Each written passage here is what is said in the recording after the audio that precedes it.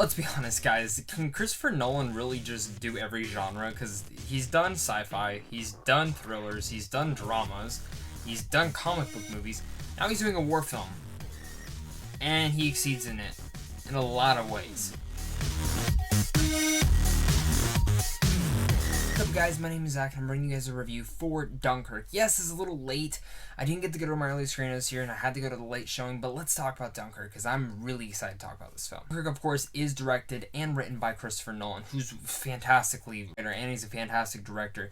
And the thing about Dunkirk is, if you don't know, it's a war film. It takes place in a century battle that I don't think a lot of people have heard of, and I don't really want to give away anything about the battle itself, but what I do want to say is Dunkirk is very unconventional. Unconventional in a lot of ways, and that's not a bad thing for the most part. I think Dunkirk is a very superb film when it comes to sound mixing and the score, both fantastic. When you hear the planes roaring and the bombs dropping, it scares the shit out of you in theaters, and that's just one part. You have to see this in IMAX too, because I mean, with the speakers blasting in your ear and you're looking up by yourself and you see these planes just dropping on the big screen, it's something to just mesmerize by.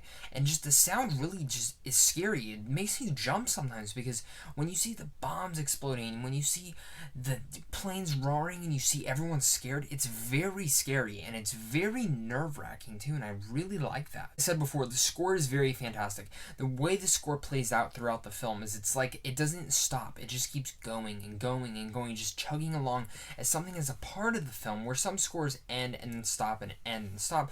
It just seemed like it was one big score just going all the way through until the end, and it was perfect. It felt like a ticking time clock, and when it finally ended, the movie was done. And it felt so perfect, and I like that about that. And of course, you have some great actors in here. Tom Hardy, Cillian Murphy, Mark Rylance, and yes, Harry Styles, the One Direction. He's in here, and he actually does a pretty good job in here for the dramatic scenes he has. That's where I kind of get to one of my cons. And I think this is something that a lot of people probably have been bringing up in their other reviews, is there's not a lot of character development in here. And that's why I said this is an unconventional war film.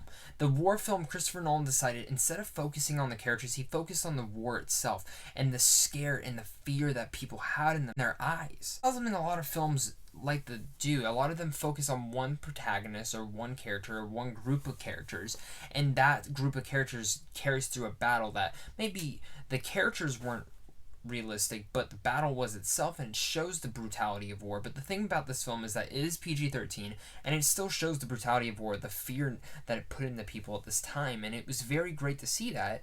But with not having a lot of character development, it kind of is hard to rally behind some of these characters. And don't get me wrong, like, I'm not totally bashing that. I think it's a very great idea to try and do, and I think Christopher Nolan really exceeded on a lot of those levels. But for some of the levels, I didn't totally engage myself with these characters, and I think that's something that I was just expecting to do, because that's something that war films before have grabbed onto me, with Hacksaw Ridge, Saving Private Ryan, films like those that grabbed onto me where I loved the characters. And then this one, I can't even tell you a character's name. I can just tell you the actors that played them, but none of the characters themselves, and it's just very unconventional, and I think that's what jarred me so much from this film. It didn't jar me in a bad way, because I give so much props to Christopher Nolan for trying something different that not many directors have tried, because a lot of this film is very silent. Besides the blasting, the destruction and stuff, a lot of the film is silent without a lot of dialogue.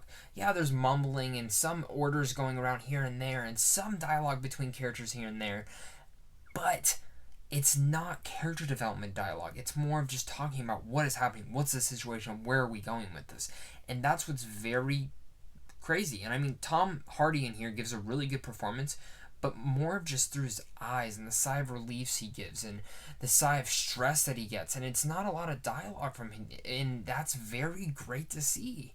Honestly, if I had any con, that would be really my only con for the whole film itself. This film is really just a masterpiece, and the more I keep talking about it, the more I actually think I enjoyed this film. It's one of those films that I'm actually excited to go see again and experience again, because it really is a thrill ride throughout the whole film. It's an action-packed film that gets you on the edge of your seat wondering what's going to happen, because not many people know about this battle. I surely didn't. I didn't know what was going to happen, and it's really surprising throughout the whole film to see where every character goes. So I want to really give a shout out to Mark Rylance. I think he's a great actor, and I think he did a very fantastic job in here. I think he was the one that had the best material out of everyone, and I think he did a good job in here as well. Dunkirk, I mean, it's Christopher Nolan's new film. It's unconventional like always. He always flips the genres on its side where it comes to sci-fi, thrillers, dramas, actions, comic book movies. He always flips it on its side and does it in his own style.